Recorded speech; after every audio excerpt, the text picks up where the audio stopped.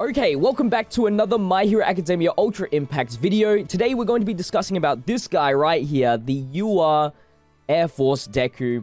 And really the main topic is it worth summoning on the new banner? So let's jump into the banner really quickly, just to give you guys an idea of what is in the banner. So if you haven't seen my 10,000 gem summons, make sure you do so. Link in the description, check that out. It is a 20-minute plus video of just me summoning in full of despair and full of like amazing moments, pretty much. I will say about my summons, I am glad that I went 10,000 deep, to be honest, because I was able to get a lot of hero medals, which is now able to let me upgrade a lot of my characters since I'm able to buy the shards. So I'm not too disappointed about that.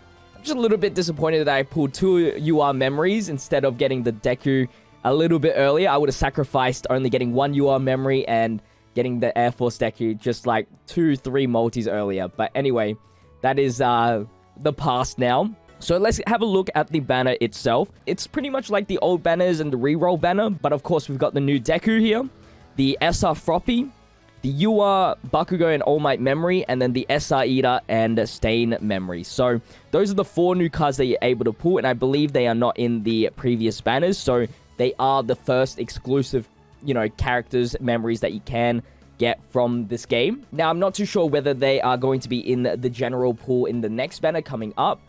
If that's the case, then at the end of the day, this was not worth something on at all. But I assume Froppy will be in the main pool eventually anyway, as an SR card. She's more likely than Air Force Deku for sure.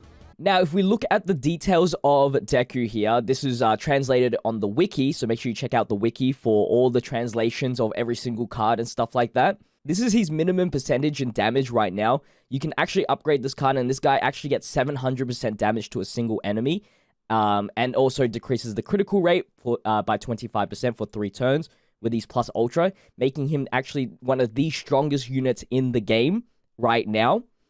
His action skill is 300% damage to a single enemy, decreases enemy speed by 20% for 3 turns. And then his second action skill is 300% damage to a single enemy, deal an additional 40% damage if the enemy has a speed debuff. His 2 auto skills are, he gets a skill increase in damage by 50% as long as your HP is 50% or more. And he actually gets an evasion for 3 turns, 3 attacks, really, if your HP is dropped under 50% or less, and also increases his speed by 40%. So in terms of numbers, this guy is going to output a lot, and of course the 300% actually increases as well, since that is also the minimum percentage damage that he gets. I think it's like 400% max damage, or 350, one of those two, but still, it's going to increase once you upgrade this card. And as you can see, he does do a lot of debuffing, and of course, his debuff from his first skill carries over to his second skill, allowing him to do even more damage. So you always want to do action skill 1, and then action skill 2 after. And just a note, all of his debuffs also help out the free All Might, which I'll have a video showcase in tomorrow's video, so make sure you subscribe and with the notification bell on so you don't miss that out. He actually has some action in that video as well. But back to the banner itself, so now we know how good Deku is. In terms of the rates to pull him, he does get higher rates than any other UR at 0.7%. It is a total of 2% for a UR, so the rates haven't increased at all. So that could deter you away from summoning for this card. And if we go and look at the pity system, it is still the same. It's 300 points to get the character, and then 50 points to get the shards, and then 300 points for the UR memory. The issue with this is that if you are, like I have, like 200 points plus deep, and then you finally pull Deku, you can't purchase another Deku. So the points become pretty much useless at this point for me. I bought the UR memories, and then that's it. That's pretty much it. So it is a really big risk factor. You're literally wasting those points, the pity points, unless it carries over. Not too sure yet. But that might deter you away from summoning. Overall, I would say don't summon on this card.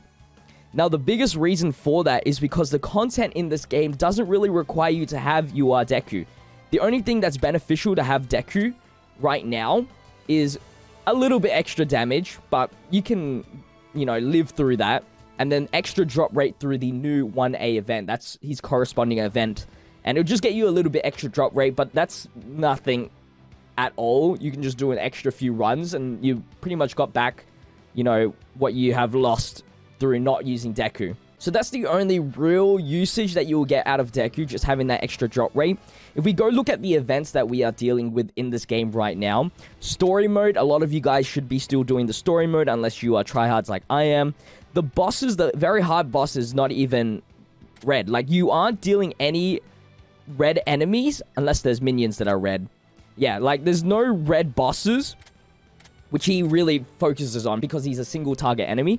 There's no red bosses except for stage 7, chapter 7, area 13, where you're versing All For One, which is red. Literally, he's the only red boss, the strongest red boss at the very least in this story mode. So having an extra blue card being Deku doesn't change anything. And then in USJ, of course, like, bringing the blue card on Endeavor, going to get you that higher level, which means more USJ coins, but I don't even think USJ coins is that important right now. And plus, you can just keep doing the easy version and still get a decent amount of USJ coins. Like, it's not that big of a difference. The rates for USJ coins, if you do, you're losing about, what, 80 if you're doing level 1, and I've only done level 3, and I can't even, actually, I've teamed it once on level 3, which is also in the All Might Showcase. So I'm only losing like 80 USJ coins, which is not that big of a deal in the grand scheme of things right now, since there's not really that much things to purchase from. I've only summoned because I'm a content creator and I do want to make showcases on this game so that you guys, and you know, give you guys an insight of what is a good card, what you should be spending on. I'm sorry this video is a little bit late, but I will try to get these videos a little bit more on time when the banner initially releases. But yeah, in the USJ coin store, like, there's nothing of value unless you're desperate for these SR memories. The UR memory is only good for, I believe, pro heroes. So there's not that many pro heroes anyway, or UA teachers, one of the two.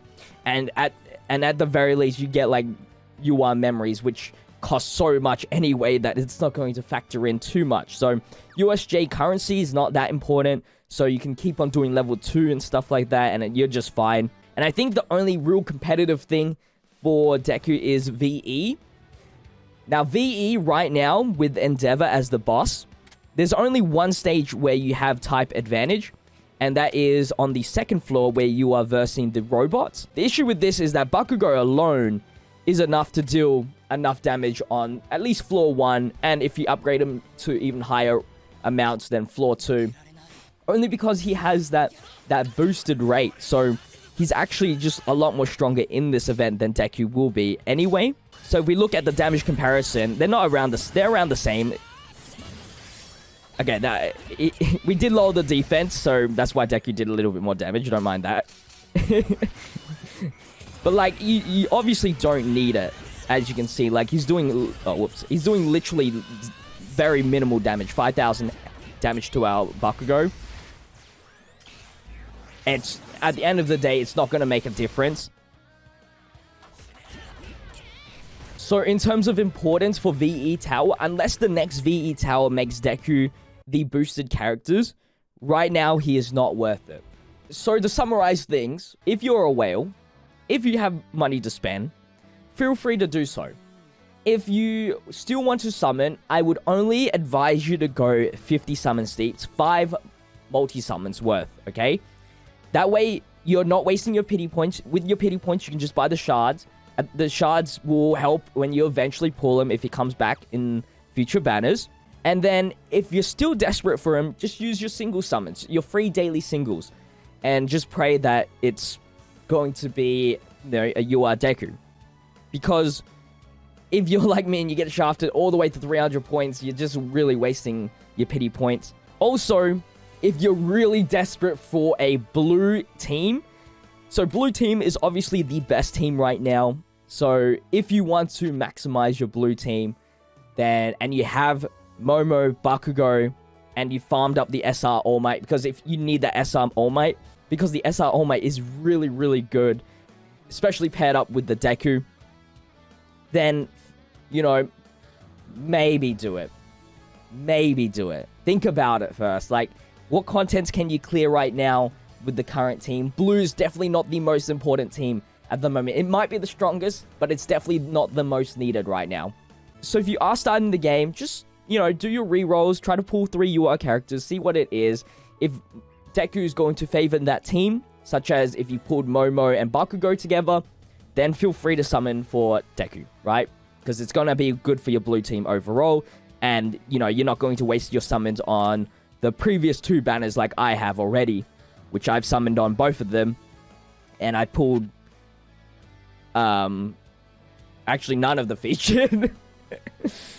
Gems are going to be very, very rare once you get to the end games. So I'm just warning you guys, only summon if you need them. There's definitely going to be better cards in the future. But anyway, that's going to wrap up today's video. Hopefully you guys did enjoy. If you did, make sure you leave a like, comment, and subscribe to the channel. More My Hero Academia Ultra Impact videos coming out soon.